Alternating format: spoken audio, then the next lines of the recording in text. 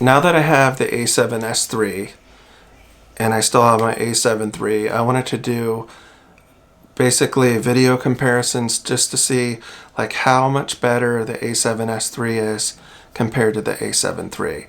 So I ran through a bunch of tests, you know, basically my living room in a low light situation. I did other areas where it's a little bit brighter.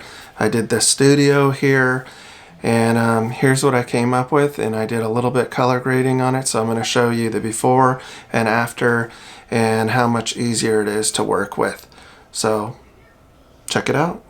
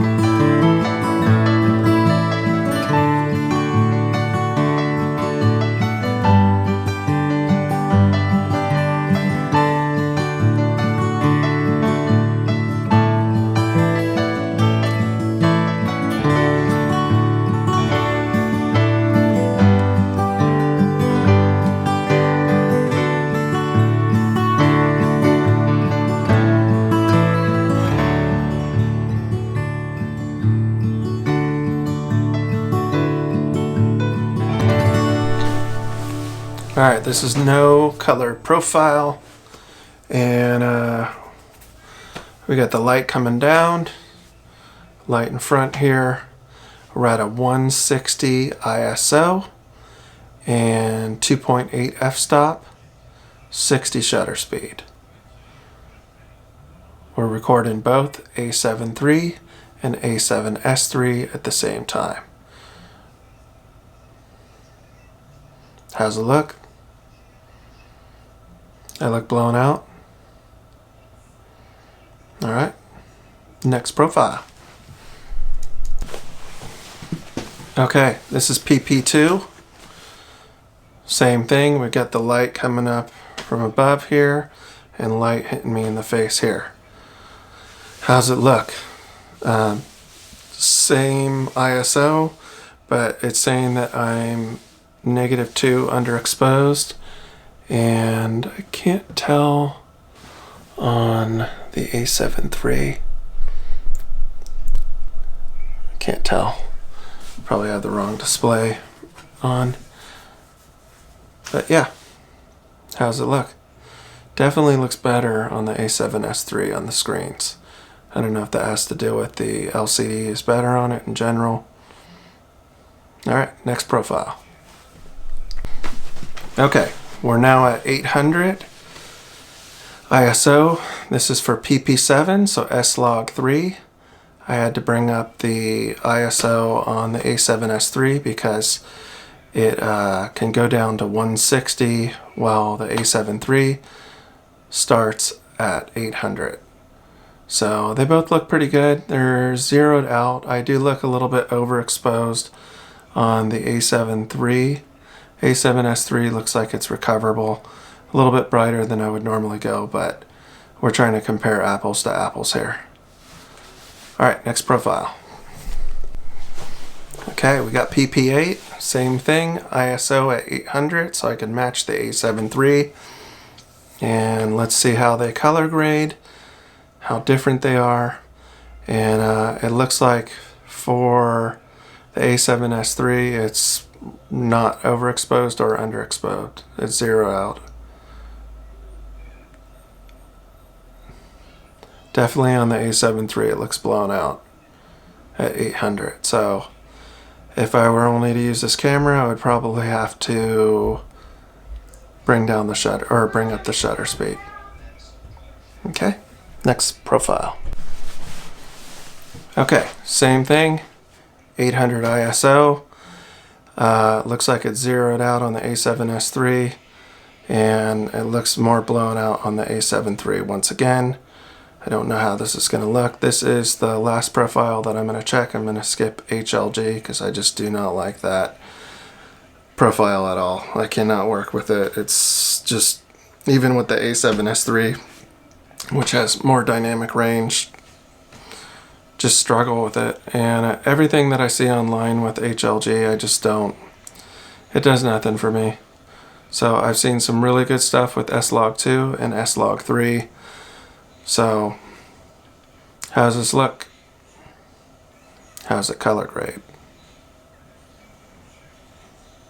Alright.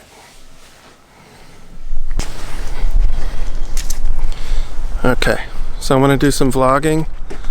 Show you we're doing no color profile here.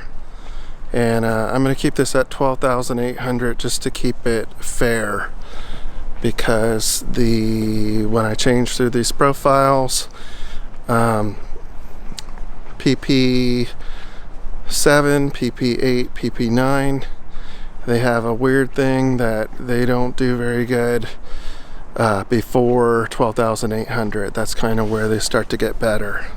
So we'll just go with this and see how these are doing.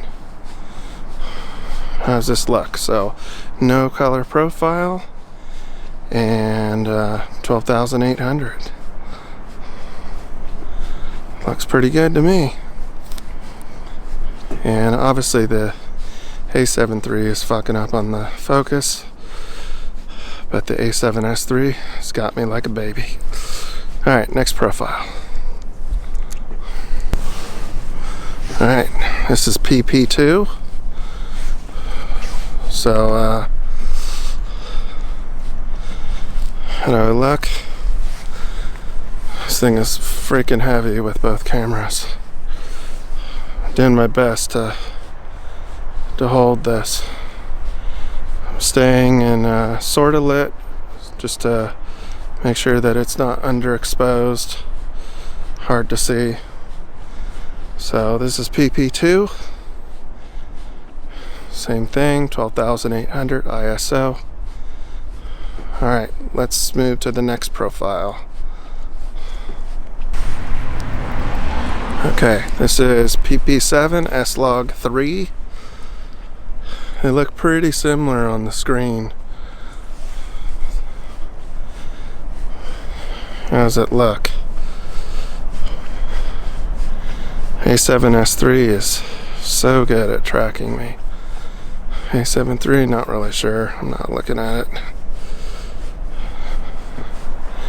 They look pretty similar in color. Alright, let's move on to the next one. Okay, PP8. Not the greatest for low light, but these look very different on the screen. So, how's it holding up for focus? I know that this one's not very good for nighttime for focusing. It seems to struggle. Until I get it on my computer, I'll have to see. But same thing, 12,800. Got both of the lens at f.28. I'm using the Tamron 28 to 75 on the A7III, and I'm using the 24mm 1.4 on the A7S III. Alright, let's move on to the last profile, PP9. This damn thing is heavy. Holding two cameras on it, this is a workout right here. Very much so.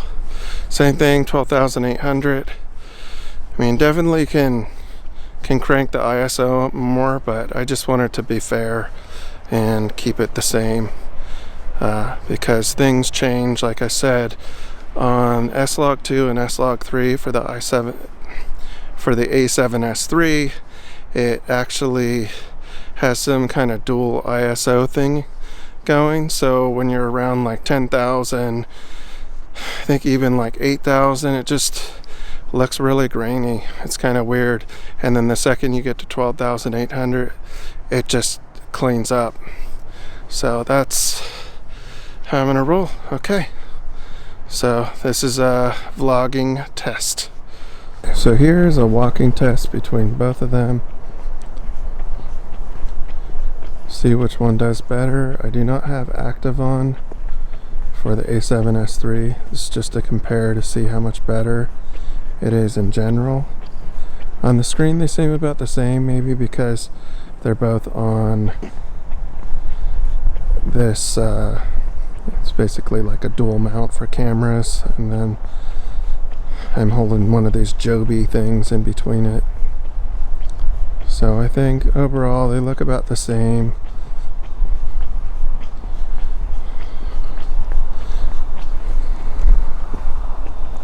Here's me running, actually.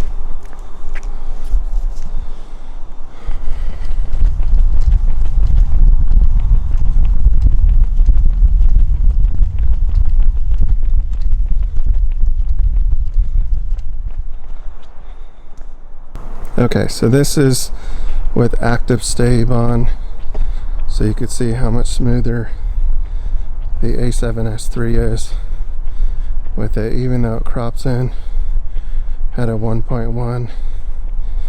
It is just so much smoother. It's a big difference.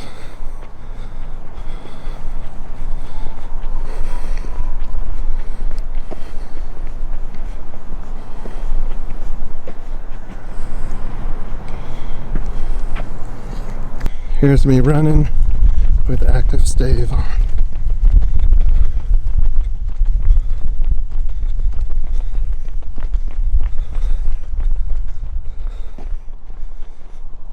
So what'd you think? Do you think the A7S III is worth the upgrade? Myself, definitely. I mean, all the things that it offers with the LCD screen, flip out, with the IBIS is so much better. Especially, even if I'm not using the active, I could already see that it's better. I don't feel every step in the shot. Now, I'm not going to say it's the perfect camera because there are things that I do miss that the A7 III has.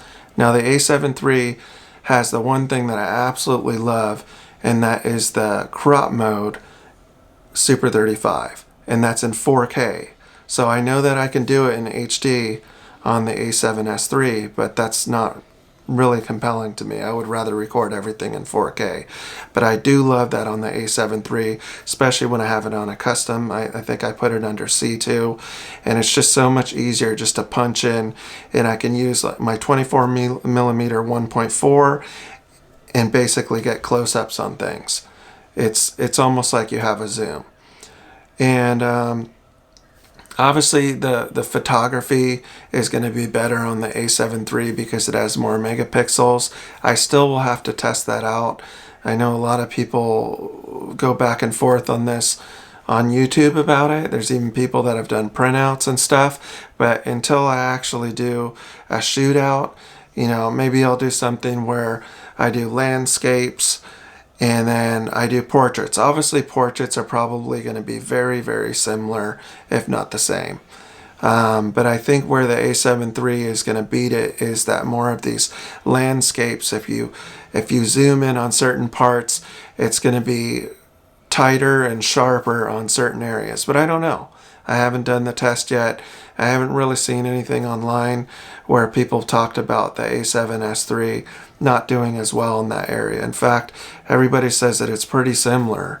So, not really sure. But I do know that I absolutely am happy with this camera. And if you're looking to upgrade to the A7S III, I say go for it because this is an incredible camera. I will say one more thing that I don't like about it, which I kind of heard about on YouTube, is that the battery life. It's not as good as the A7 III. It definitely drains more. It's probably about 70% as good as the A7 III when it comes to it. But that in itself is still not enough for me to just return it. There's no way. I love this camera, and every profile before I even grade it, as you can see, it just looks better. And it has to do with the 10-bit because I'm not shooting in 422. I absolutely hate those files. They do weird things to my Mac, and I'm having random shutdowns because of it. It sucks. So, and it's actually persuading me, do I go get an M1 Mac? But I don't want to do it yet because I still have Apple Care on my iMac, and I kind of want that to be up before I end up upgrading my computer. Plus, I spent $3,500 on this camera, and I need to quit buying stuff for myself. Just bought a drone. Got to stop. Got a shopping holic thing going here. So let me know. Drop a comment below what you think looks better. Do you have the A7S III and the A7 III? Have you done this comparison? I know a lot of people compare the HD to the HD on both of these cameras, and obviously the A7S III is going to look a lot better. It's sharper, but I'm just not, like, we're in this time where just I'm not going to shoot in HD. I got 4K. I mean, we're moving forward toward 8K with the R5 coming out, and it's not long. I mean, first quarter, Sony's supposed to put their first 8K camera out, and I'm pretty sure it's going to sell like crazy. Now, I did kind of want to wait for that before buying this, but I don't know. This thing has such dynamic range, and the 124K, there's just so much great stuff about it. So, I will have to say one thing. I was a little bit worried that I was going to have to spend a lot of money on cards for this camera because my regular standard SD cards don't work for it. But that's not the case. I actually saw a video online. I can't remember the guy that put it out, but You can buy V90 cards and they work perfect. The only thing that you're missing is when you're in S and Q, you can't do the 4K uncompressed. So, and I'm not going to use that anyway. I've been basically using the XAVC, not it, HS. So I use pretty much the smallest and the 420, and I'm happy with it. It looks awesome. I can't even tell a difference if I'm on 422 or if I just go to the XAVC S. I think they look the same. In fact, they're just so much easier to work with the HS files. So thanks for watching. Leave a comment below what you think of the video. Make sure you like, subscribe, and I will see you on the next one.